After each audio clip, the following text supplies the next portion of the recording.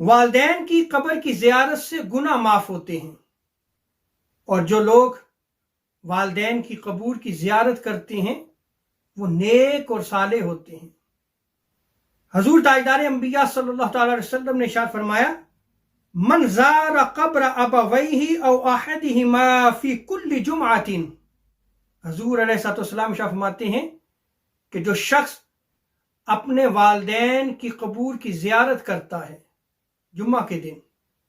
یا ان دونوں میں سے جو فوت ہو گیا ہے جمعہ کے دن ان کی قبر کی زیارت کرتا ہے،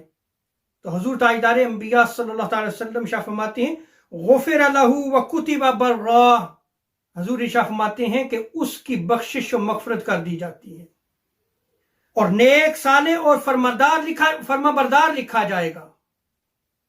اسی طرح دوسری روایت میں آتا ہے کہ حضور تاجدار انبیاء علیہ الصلوۃ والسلام نے ارشاد فرمایا، جس نے ہر جمعہ کو اپنے والدین کی قبر کی زیارت کی یا دونوں میں سے جو اس دنیا سے چلا گیا ہے اس کی قبر کی زیارت کی، لیکن اس روایت میں آتا ہے کہ ہر جمعہ اس کا معمول ہو، جو شخص اس معمول کو برقرار رکھتا ہے اور ہر جمعہ اپنے والدین کی قبر کی زیارت کرتا ہے،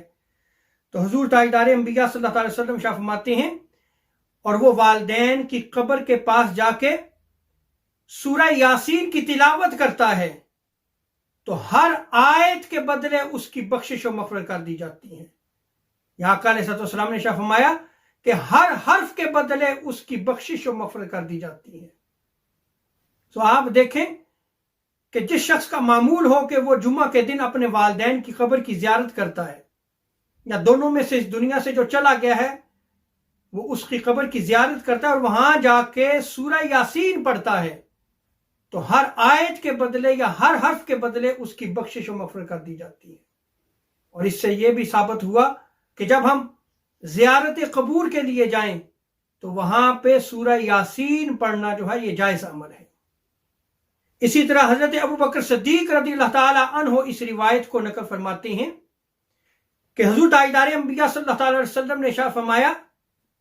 کہ جس نے والدین کی قبر کی زیارت کی یا ان دونوں میں سے جو اس دنیا سے چلا گیا ہے اس کی قبر کی زیارت کی، قرأ عندہ او عندہما یاسین، اور جو شخص وہاں قبر کے پاس بیٹھ کر سورہ یاسین پڑھتا ہے، حضور ارشاد فرماتے ہیں غفر لہ، تو اللہ تبارک و تعالی اس کے گناہوں کو معاف کر دیتا ہے۔